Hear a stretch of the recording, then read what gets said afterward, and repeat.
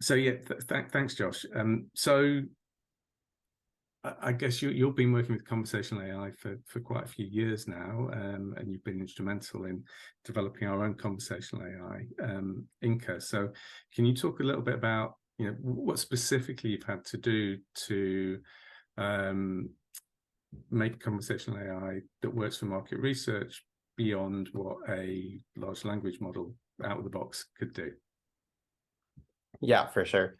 So one of the large challenges with just using a language model sort of out of the box, as I mentioned before, is that it might not have a good understanding of what the objectives of a market researcher are, and in particular within the specific context of the project that a market researcher is conducting. So for that reason, we've spent a lot of time basically working on representations that can be integrated now with language models, so that we can essentially prompt or sort of nudge the model in order to ask questions that would be relevant. So what that means in particular, or for example, is that we have representations of what the researcher wants to know within a given research context. So to actually represent their research objectives in some way. And that could also include certain, targets that they're interested in. So if someone brings up a certain phrase that they might be particularly interested in, then we can make sure that the model is going to ask questions about that specifically. In addition to that, we also have a number of other sort of features built in. So one of the weaknesses of language models is that they don't have sort of a symbolic representation system.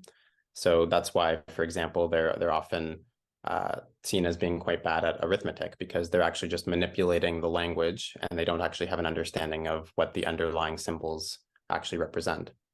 So for that reason, we also build, you can kind of think of it as like sort of networks of opinions. And this provides sort of an actual symbolic layer into our models. And this allows us to represent the type of knowledge that we're collecting, and also to know what type of information that we would want to further elicit. So whereas if we just sort of prime a language model with whatever conversation has been gone on so far, then it will ask a question. We can have it ask a question, but it might not be trying to elicit the type of information that we're actually interested in. So by sort of combining that representation of the research objectives with a more structured representation of what information has already been collected and what remains to be collected, then we can make sure that the language model is going to ask specific questions that elicit the type of information that we're interested in. Got it. Great. Thank you. And that's what ultimately makes it valuable and gets the insights that we need as researchers. So finally, I know you're always looking to kind of improve the conversational AI that we have, and part of that is through our partnership with University of Waterloo AI Institute. Could you just tell us a little bit about that, and maybe a bit of a sneak preview of some of the things you're working on? Yeah, for sure. So we're really excited about our partnership with the University of Waterloo, and we're working with our technical consultant, Professor Jimmy Lin. Professor Jimmy Lin is an expert not only in information extraction and in natural language processing, but actually in transformers in particular. And so you'll remember that transformers are the T in GPT. And so alongside Professor Jimmy Lin and his team, we're working on directly integrating our representation systems and further fine-tuning and training what the already very impressive capabilities of models such as ChatGPT and GPT-3.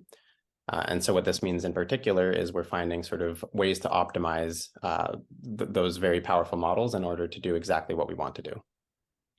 Great, thank you.